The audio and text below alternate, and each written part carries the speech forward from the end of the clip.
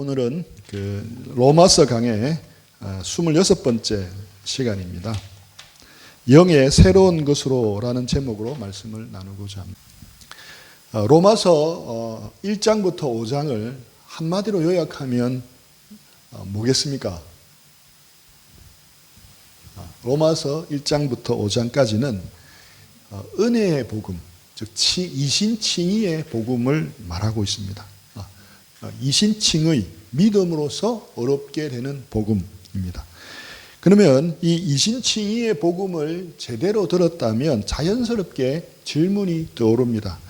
첫 번째 질문이 뭐냐면 로마서 5장 20절 말씀에 나오는 그러나 죄가 더한 곳에 은혜가 더욱 넘쳤나니라는 말씀에 근거해서 나온 질문입니다.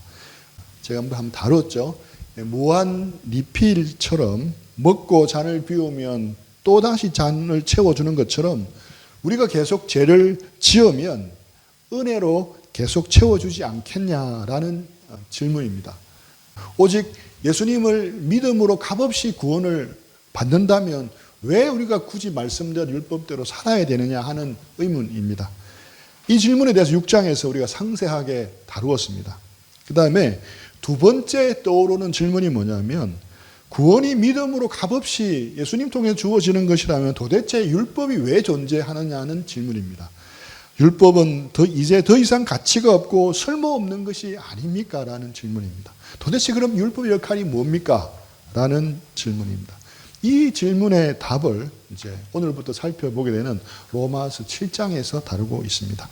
그래서 로마서 5장에서 5장까지 쭉 이렇게 복음을 설명해 오다가 이 질문이 나오니까 멈추고 6장, 7장에서 이 질문에 대한 답을 줍니다. 그리고 이제 8장으로 넘어갑니다. 그래서 5장 다음에 자연스럽게 연결되는 장은 6장이 아니고 8장입니다. 8장은 5장 끝부분에 연결되어 시작된다고도 할 수 있습니다. 6장, 7장은 삽입된 구절이라고 이야기를 다시 한번 드립니다. 그러면 정리해 보겠습니다. 6장은 뭐에 대한 답변이라 했습니까? 은혜가 무한 리필되기 때문에 마음대로 죄짓고 살아도 되겠네요 하는 율법 폐기론자에 대한 답변입니다. 그리고 7장은 무엇에 대한 답변이라 했습니까? 우리 양희연 씨가 자주 하는 말, 도대체 네 이름이 뭐니? 율법 도대체 네 이름이 뭐니? 네 정체가 뭐니? 율법의 역할에 대해서 답변을 해주고 있습니다. 이런 전체적인 그림 가운데서 이제 1절부터 보겠습니다. 로마서 강의할 때는 성경을 가져온 분들은 성경을 펼쳐서 이렇게 따라가면 더 쉬울 것 같습니다.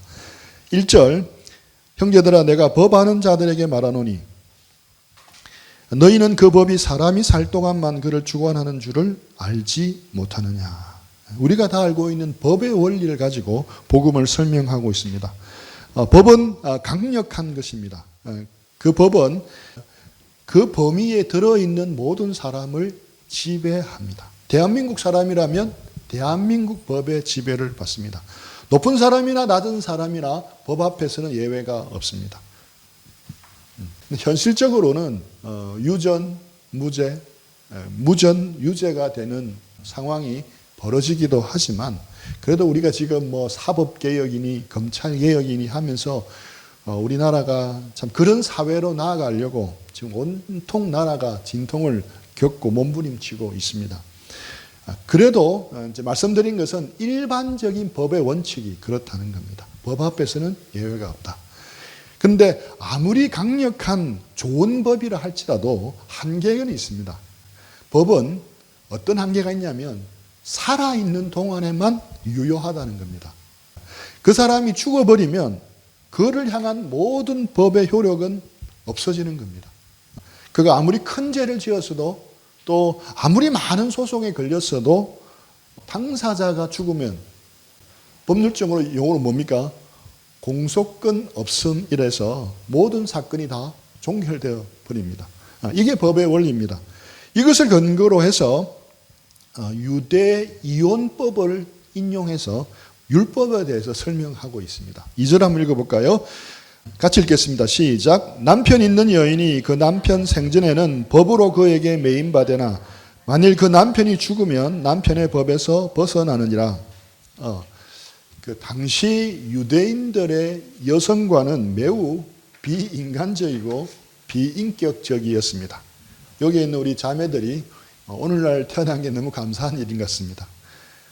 이혼에 대해서 남성들이 주도권을 가지고 있었고 언제든지 원하면 이혼할 수가 있었습니다. 남편이 아내와 헤어지기를 원하면 이혼 정서를 적어서 아내에게 지어주기만 하면 그것으로 끝이었습니다. 위자료도 줄 필요도 없었고 아내는 어떤 법적인 보호를 받을 수가 없었습니다.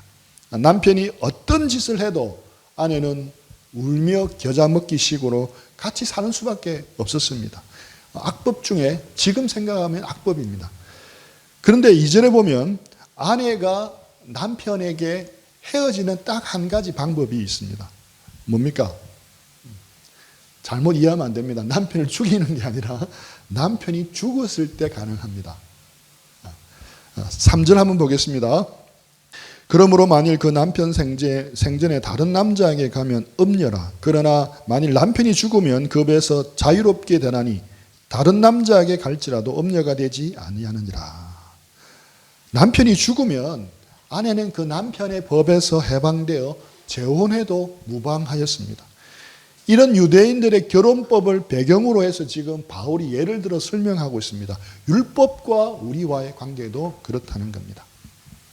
어떤 여자가 한 남자를 만나서 데이트를 했는데 이 남자가 아주 반듯하고 완벽한 신사처럼 보였습니다.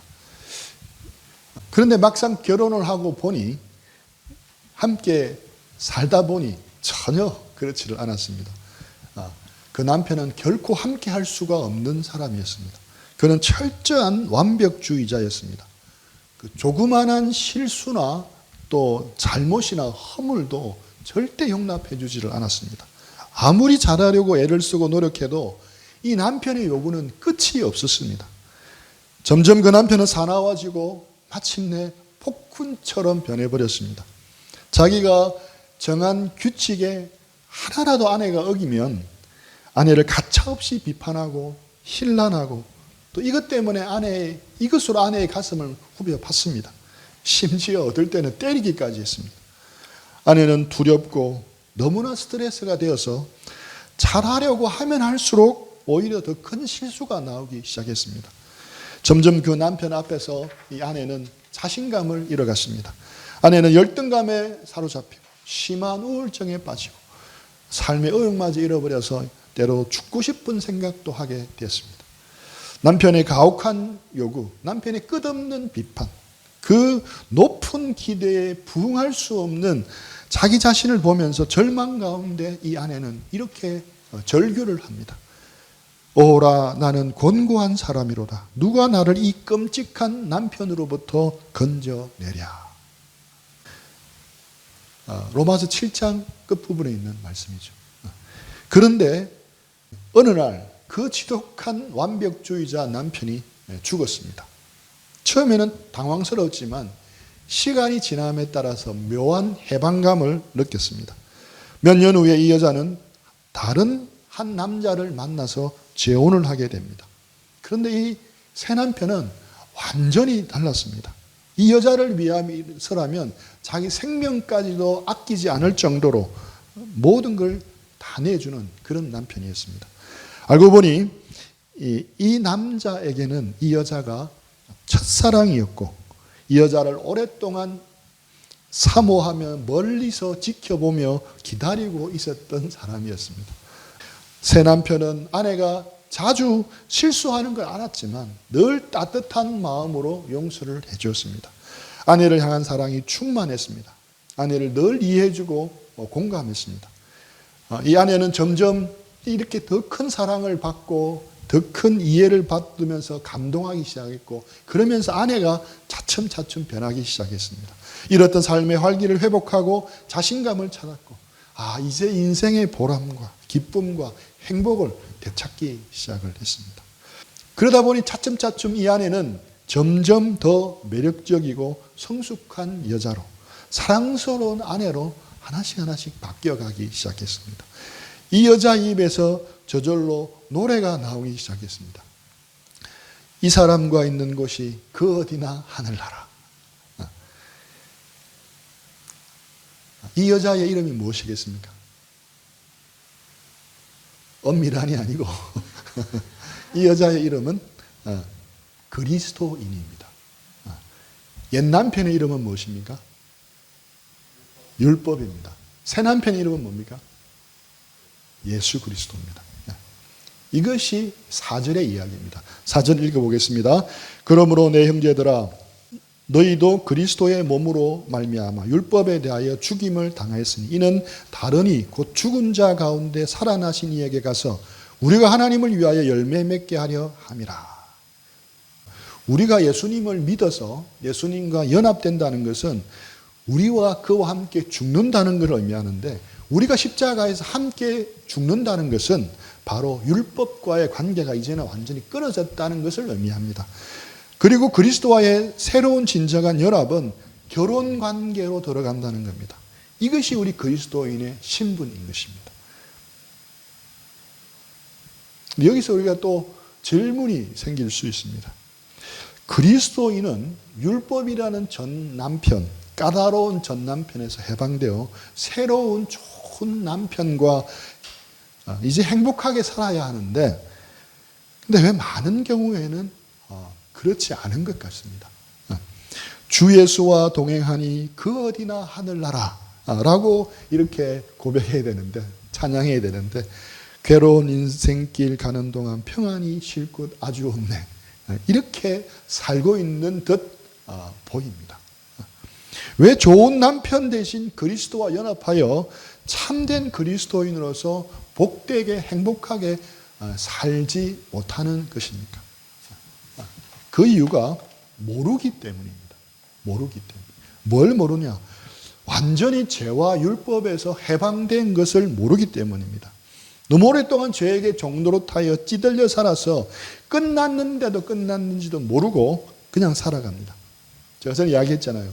예수님 때문에 사탄은 찌그러져서 저쪽 구석에서 물통 들고 꼼짝없이 지금 벌 쓰고 있는데, 그래도 그 사탄이 치는 공갈에 주눅이 들어서 사람들이 그대로 따라가는 겁니다.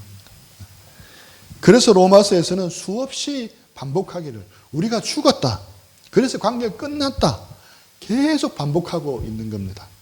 6장에서 배웠듯이 그래서 우리는 알아야 하는 겁니다. 우리가 느껴지든 안 느껴지든 말씀대로 알아야 하고 그대로 여겨야 합니다. 법적으로 끝이 났습니다. 이것을 분명히 알아야 되고 그대로 여기는 게 필요합니다. 그 다음에 뭐라고 했습니까? 알고 여기고 그 다음에 뭐 해야 됩니까? 드리는 게 필요합니다. 죄에 대해서 죽은 자라는 것을 확실하게 깨닫고 그 다음에는 새로운 남편, 새로운 사람에게 헌신을 해야 하는 겁니다. 율법이라는 폭군 남편에서 해방되어 이제 그리스도라는 좋은 남편의 사랑을 마음껏 누리면서 해야 할 일은 남편의 사랑에 이제 반응하는 겁니다. 그 사랑에 대한 반응은 사랑이고 드림이고 헌신입니다. 온전히 드리는 겁니다.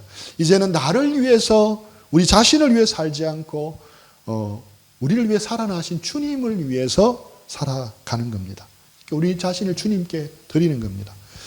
우리가 우리 자신을 주님께 드릴수록 우리는 성화되고 하나님의 의의 무기가 되고 축복의 도구가 됩니다. 그래서 우리는 하나님께 드리는 삶을 살아야 합니다. 이 드림, 이 헌신이라는 것은 쉽지 않습니다. 그러나 처음에는 힘들지만 이 드림에는 미스테리, 신비가 따라옵니다. 놀라운 일이 벌어집니다. 처음에는 드리는 게 어렵게 느껴지지만 우리가 하나님께 드리기 시작하면 하나님이 능력으로 우리와 함께 하시는 겁니다. 우리를 때로는 위로하시고 때로는 우리 곁에 동행해 주시고 또 그 모든 것을 감당할 새 힘을 부어주십니다. 그래서 더욱 넉넉히 헌신하며 주님과 깊이 연합된 삶을 살아가며 살아계신 하나님을 내 삶 속에서 경험하며 살게 해 주시는 겁니다. 요한복음 14장 21절. 아까 그 구절이 잘못돼서 제가 해볼게요. 일로 올라가 버렸습니다. 한번 같이 읽어볼까요? 시작.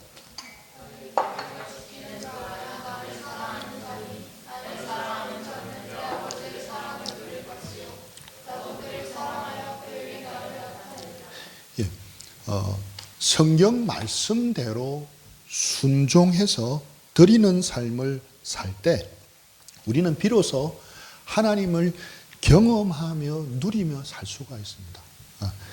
여기 보면 제가 빨간색으로 해놨죠. 나를 사랑하는 자는 내 아버지께 사랑을 받을 것이요. 이 구절만 보면 하나님은 마치 순종해서 드리는 사람만 선별적으로 사랑해 준다는 말씀으로 보이는데 사실은 그렇지 않습니다.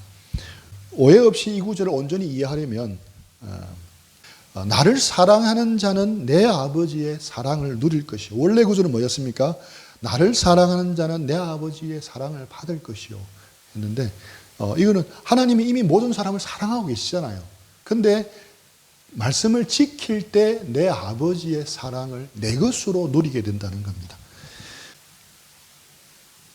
그래서 하나님의 말씀에 내가 드리고 순종해 봐야 정말로 하나님이 나를 사랑하시는구나 하는 것을 깨닫게 된다는 겁니다. 자, 그러면 우리가 알고 여기고 드리는 게 필요한데 뭘 드려야 하겠습니까? 많겠지만 저는 먼저는 부지런히 성경을 배우고 알아가는 일에 드리는 게 필요합니다. 시간을 드리고 몸을 드리고 투자를 하는 게 하나님 말씀 배우는데 투자를 하는 게 필요합니다. 제가 깜짝깜짝 요즘 들어서 더 많이 놀라는 것은 교회 다니는 많은 분들이 점점 반지성적인 경향을 띠고 있고 짧은 지식에 편견과 고집이 너무 강한 사람들이라는 걸 느끼는 겁니다. 또 그것이 마치 좋은 신앙인 양 부추기고 그렇게 생각하는 경향이 강해진다는 겁니다. 교회는 다니지만 성경을 모르는 분들이 너무 많습니다. 성경을 알아도 또 문자적으로만 잘못 성경을 아는 사람들이 너무 많습니다. 그래서 우리는 성경을 알고 부지런히 배워가는 게 필요합니다. 전에도 이야기했지만 기독교는 체계 종교입니다. 성경을 빼고는 이해할 수가 없습니다. 샤머니즘처럼 와서 소원을 빌고 복받는 그런 종교가 결코 아닙니다. 그러면 성경을 아는데 드려야 되고 그 다음에 뭐 해야 되냐면 어떤 게 필요하냐면 배운 말씀대로 순종하는 게 필요합니다. 밤새 한 마리의 고기도 잡지 못했던 그래서 지쳐서 이제 아침을 맞이하고 포기한 베드로에게 예수님은 깊은 데로 가서 그물을 내려 고기를 잡으라고 합니다. 그때 베드로가 어떤 태도를 취합니까? 시몬이 대답하여 이르되 선생님 우리들이 밤이 새도록 수고하였으되 잡은 것이 없지만 말씀에 의지하여 내가 그물을 내리이다 하고 밤새 수고하여 노력했지만 한 마리도 못 잡았지만 말씀에 의지해서 그물을 내리겠다. 말씀에 의지해서 그물을 내리고 그렇게 말씀에 순종합니다. 아침에 물고기들이 얕은 물가로 나오는 것이 일반적인데 깊은 데로 가서 그물을 내리라고 해도 그대로 순종합니다. 평생 어부로 산 베드로가 목수 출신이라고 알고 있는 젊은 예수님에게 순종을 합니다. 자신의 경험과 지식을 거슬러서 하나님 말씀에 한번 순종해 보는 겁니다. 어떻게 됐습니까? 그렇게 하니 고기를 잡은 것이 심이 많아 그물이 찢어지는지라. 밤새도록 한 마리도 못 잡았는데 그 말대로 깊은 곳에 가서 그물을 내리니까 잡은 것이 심이 많아 그물이 찢어질 정도였습니다. 우리는 여기까지만 주목을 합니다. 근데 더 놀라운 결과는 이 다음에 나옵니다. 8절입니다.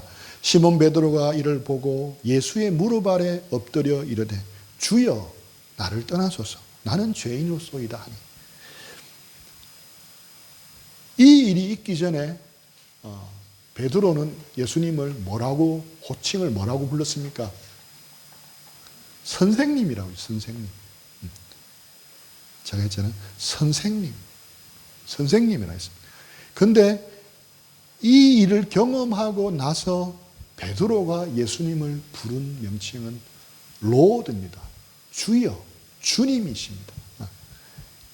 예수님을 주님으로 아는 놀라운 변화를 베드로가 경험했던 겁니다. 그래서 다시 한번 이 구절에 들어오면 나의 계명을 지키는 자라야 그에게 나를 나타내리라. 나타내서 보여주시는 겁니다. 순종해봤기 때문에 그 베드로에게 주님께서 주님이신 것을 드러내어 보여주신 겁니다. 순종해보고 드려봐야 합니다. 그럴 때 비로소 우리는 주님이 주님이신 것을, 하나님이 하나님이신 것을 경험하며 살 수가 있는 겁니다. 많은 경우 제가 지켜보니 예수님 믿고 몇 달, 또 길면은 혹은 몇 년 동안 반짝 너무너무 즐거워하고 엑사이팅하고 신앙생활을 잘하다가 몇 년 후면 신앙에서 점점점 멀어지고, 또 교회는 나오더라도 매너리즘 가운데 그냥 교회만 왔다 갔다 하는 경우를 참 많이 봤습니다. 제가 생각하는 경우에는 많은 경우 드리지를 않아서 그렇습니다. 알고 여기니까 너무너무 좋았어요. 근데 실제로 내 삶을 드려봐야 계속해서 경험을 할 수 있기 때문에 되는데 드리지를 않았어요. 말씀에 순종하는 모험에 드려봐야 정말 하나님이 살아있구나. 성경 말씀대로 역사하는구나.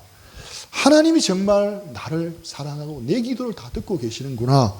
그걸 누리며 살 수가 있는 겁니다. 알고 여기고 드릴 때, 특별히 하나님의 말씀에 순종하여 말씀에 드릴 때 하나님의 사랑이 어떤 건지, 하나님이 어떤 분인지 우리가 알고 누려갈 수가 있는 겁니다.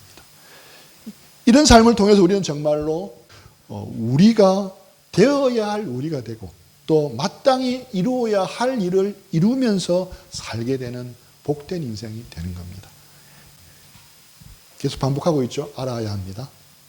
여겨야 합니다. 그 다음 뭡니까? 드려야 합니다. 이 제목을 지금까지 설명한 걸 다시 한번 정리한 겁니다. 7장 5절 보겠습니다. 우리가 육신에 있을 때 율법으로 말미암는 죄의 정욕이 우리 지체 중에 역사하여 우리로 사망을 위하여 열매를 맺게 하였더니.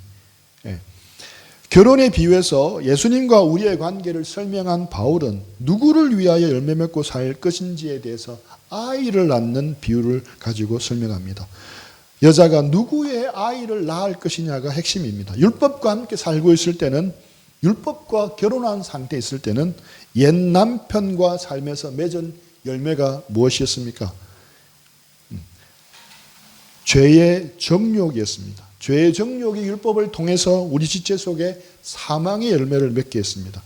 그 열매를 계속 맺을 것인가? 그럴 수 없습니다. 이제는 우리가 그리스도란 좋은 남편과 결혼하기 때문에 우리에게는 어떤 열매를 맺으냐면 6절입니다. 오늘 마지막 말씀입니다.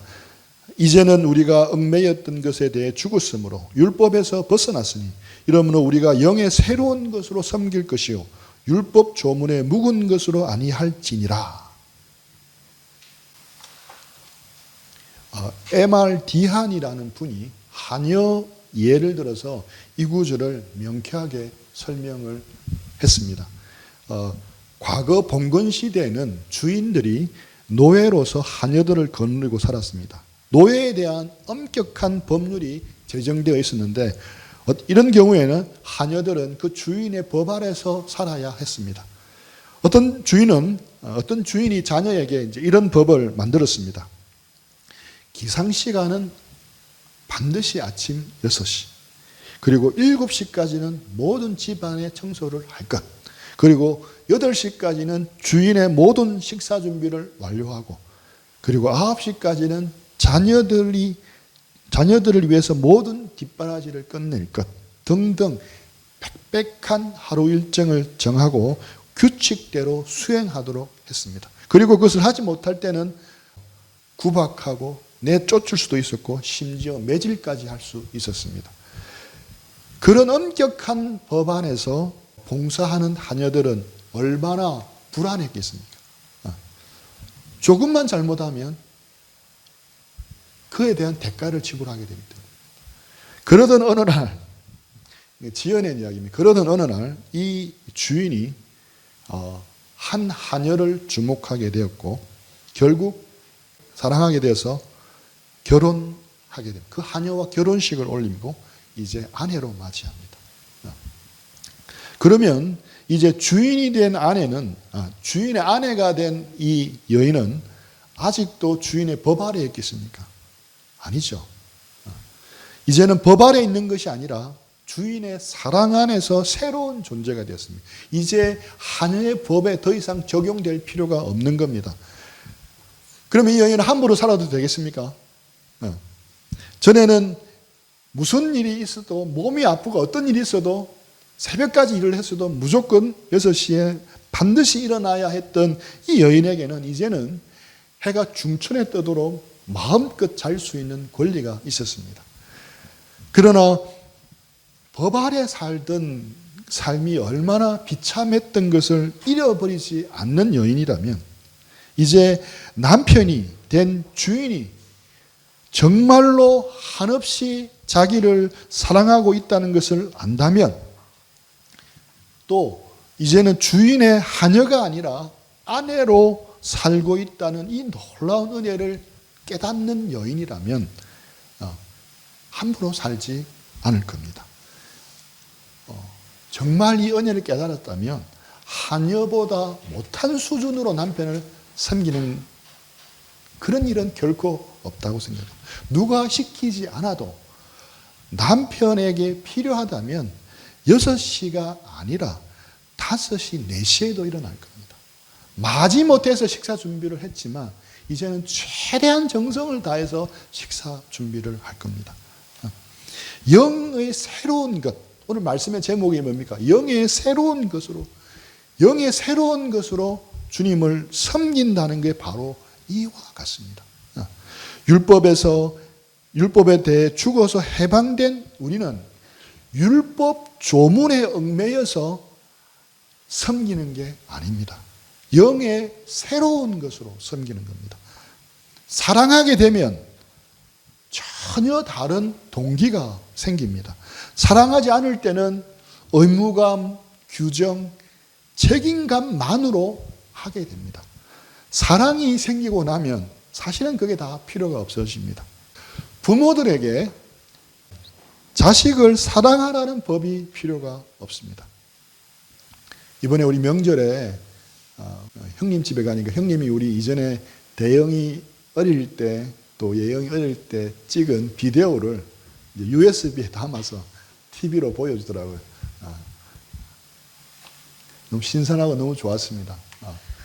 대영이 내가 왜 이래 못생겼어 이렇게 하던데 그때 기억이 나서 너무 좋았는데 예를 들자면 우리 효림이에게 때가 되면 밥을 먹여야 한다. 옷이 떨어져서 낡으면 옷을 사서 입혀야 한다는 법은 우리 원준 형제 부부에게는 필요하겠습니까? 전혀 그런 법이 필요가 없습니다.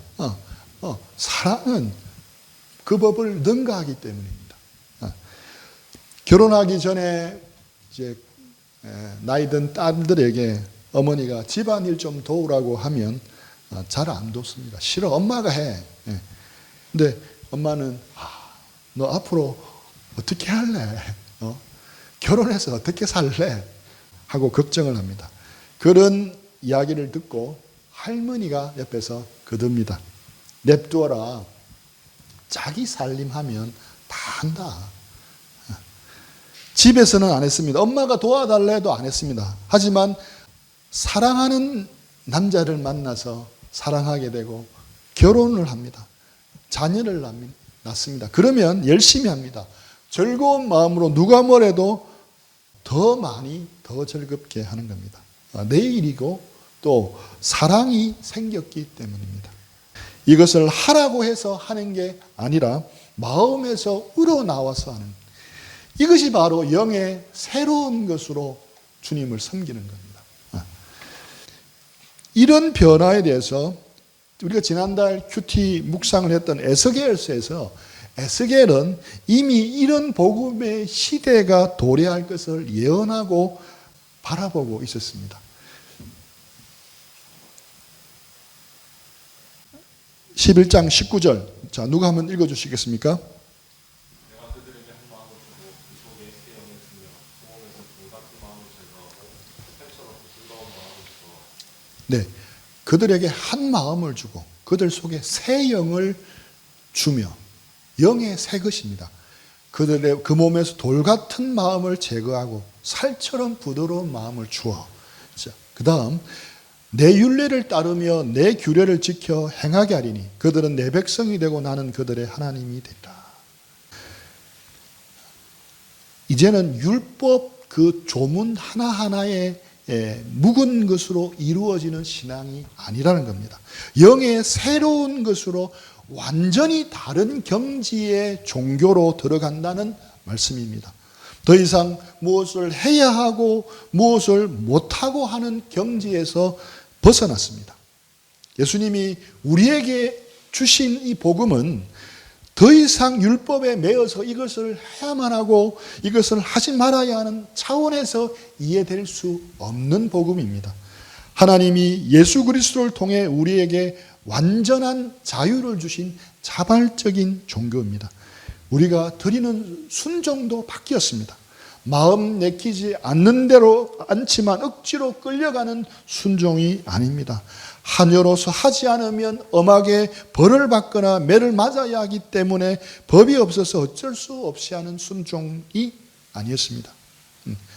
남편이 자기에게 보여준 사랑이 너무 좋아서 너무 사랑스러워서 그 때문에 내가 자원해서 더 열심히 섬기는 겁니다.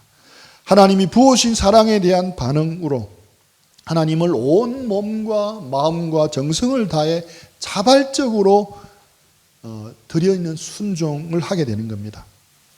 이 수준은 율법 조문에 묵은 것으로 할 때보다 훨씬 높은 수준으로 하나님 말씀을 지키고 살아가게 하는 겁니다. 예수 그리스도의 십자가와 부활의 복음을 통해서 예수님은 이것을 우리에게 허락하신 것입니다. 혹시 빙점이라는 소설을 읽어보셨습니까?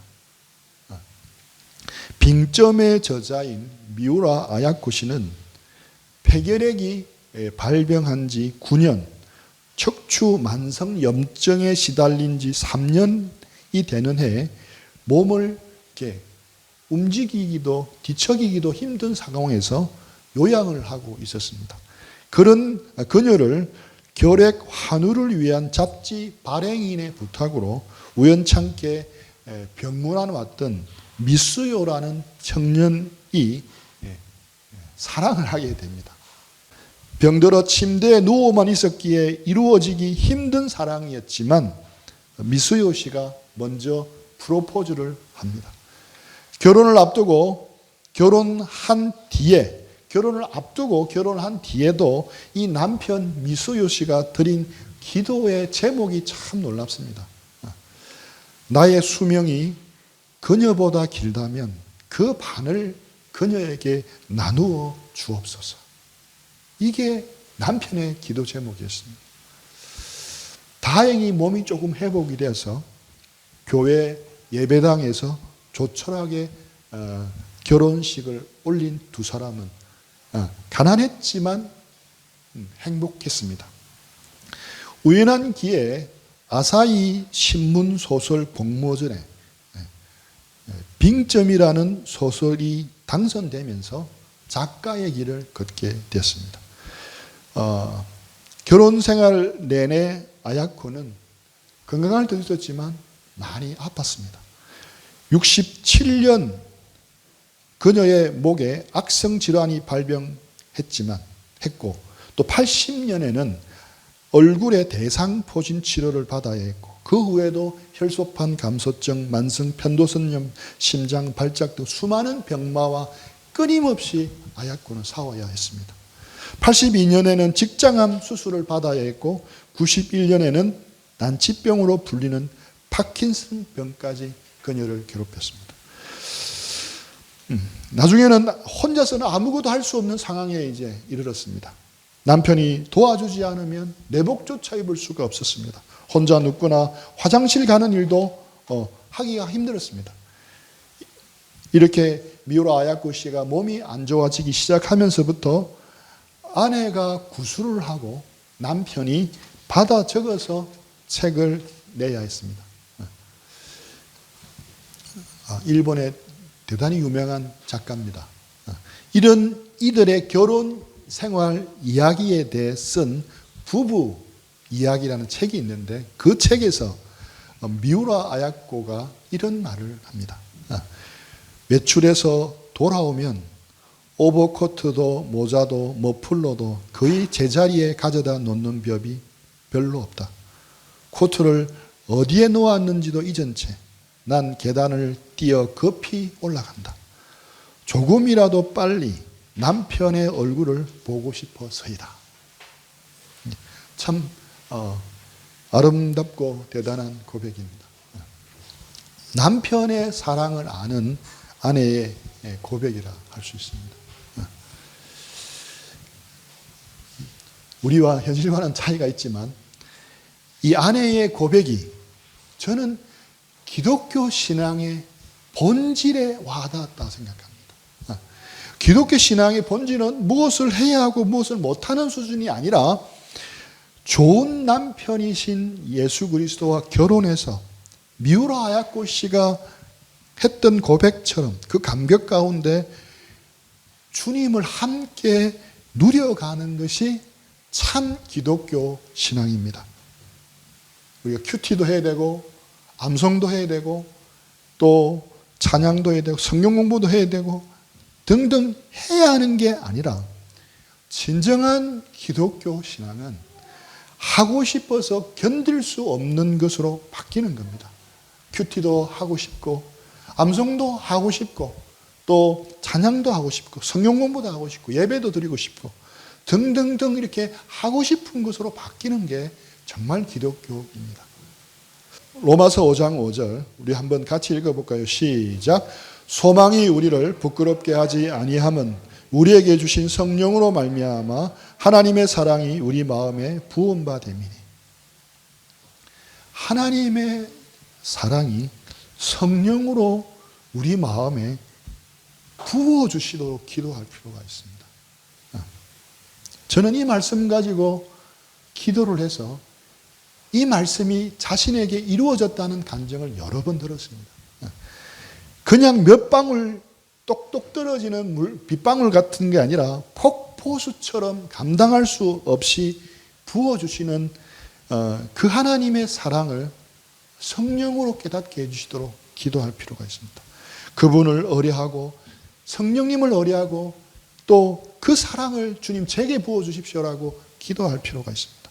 그리고 이미 알고 있고 경험한 하나님의 사랑과 은혜를 잊지 말고 낱낱이 감사하고 그리고 하나님이 여러분에게 부어주신 그 사랑을 계속해서 성경 말씀을 통해서 힘써 알아가십시오.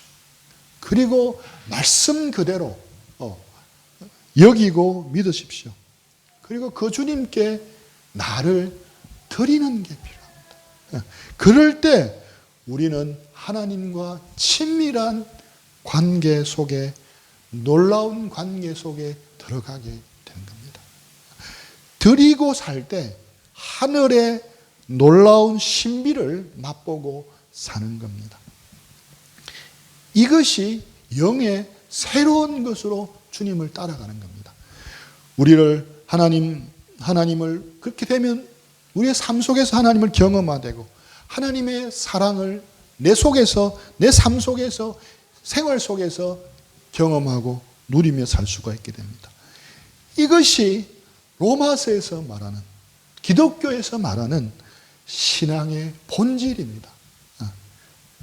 우리 하나님의 은혜로 이런 본질에 가까이 와닿게 사는 그런 우리 모두의 신앙이 됐으면 좋겠습니다. 예, 우리 그러면 우리 들은 말씀 생각하면서 우리 주보에 잠깐 축복을 기록하고 적용하는 시간들을 가지겠습니다.